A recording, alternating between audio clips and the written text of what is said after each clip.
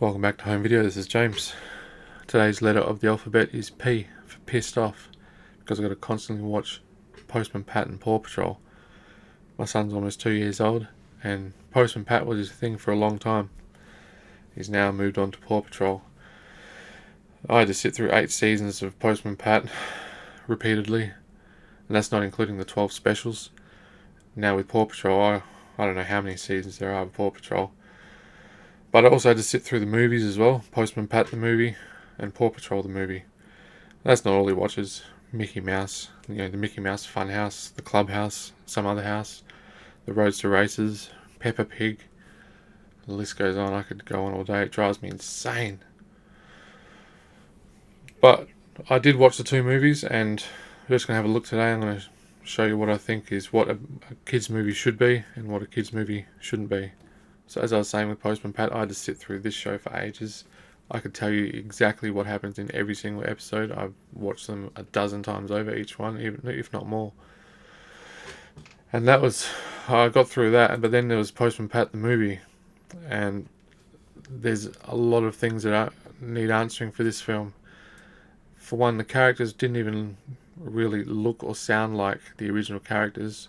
Postman Pat was voiced by Ronan Keating when he was singing. It was just really weird. It was like, oh, that's Ronan Keating singing. And the plot itself was about, these robots, these dark robots that basically come and take over, and they clone Pat. And it was just a really dark movie. It was nothing like the original show.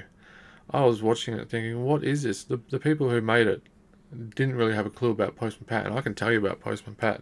Like I said, I know that show inside out. Postman Pat the movie was a joke. I absolutely hated it. I'd give it 1 out of 5 stars. So I've got to sit through Paw Patrol now, and it's not a bad show, but once you've seen one episode, you've seen them all. It's about a bunch of dogs that are led by this kid Riley. He basically orchestrates them into a rescue mission to go and save animals or cats or people or whatever. Sometimes they're just saving a cat out of a tree, literally, or it's pretty ordinary, the rescue missions, but I had to sit through this. And then there was Paw Patrol the movie. So with Paw Patrol the movie, I thought maybe I could just waste an hour and a half, chuck this on, maybe he might enjoy it, I don't know. My son sat through half of it, but then got a little bit bored, and I thought, maybe he'll come back to it. But I actually paused the show, and I thought, okay, I'll wait till he comes back to it, because I want to watch it, because it actually wasn't that bad.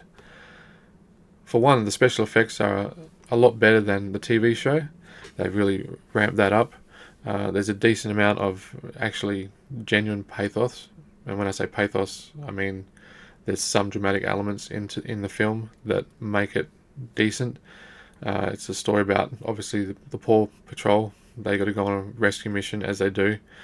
But Chase the dog, he gets scared, and he doesn't want to do one of these missions, and he bails. He chickens out.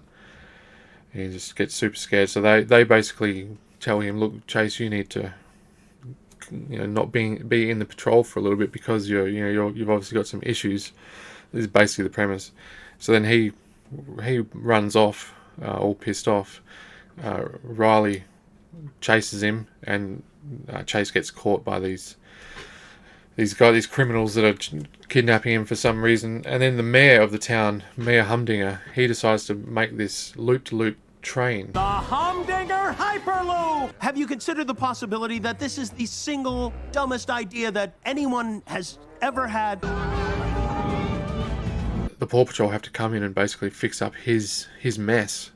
And then Mayor Humdinger gets pissed off because the Paw Patrol saved the day and didn't cause any casualties by the looks of it. This is basically the premise. I don't care if I'm giving spoilers here, because whatever. But then the mayor wants to take out the Paw Patrol for saving something ridiculous that he planned. Find them, catch them, and lock them away. There's another character in the film, this little dog, that she wants to become part of the Paw Patrol, and she's got a little rust bucket that she wheels around, and then she ends up getting a decent machine. And like I was saying, who's building these machines for the Paw Patrol? Like the city, obviously, and that's what I don't understand about the mayor, where he wants to try and take out the Paw Patrol, but he's funding the Paw Patrol.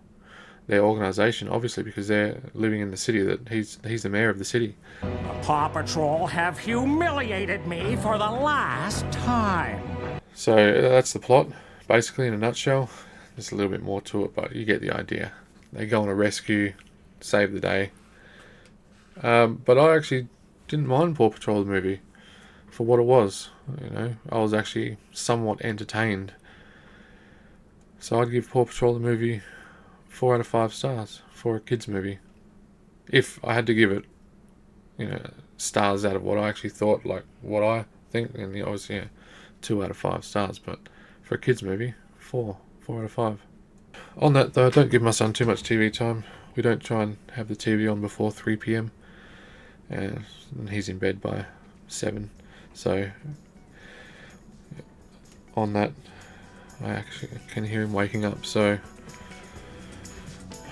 I'm gonna have to watch some more mindless TV. It'll probably be Mickey Mouse. Don't get me started on Mickey. Alright, thanks for watching, guys. Until next time, store's closed.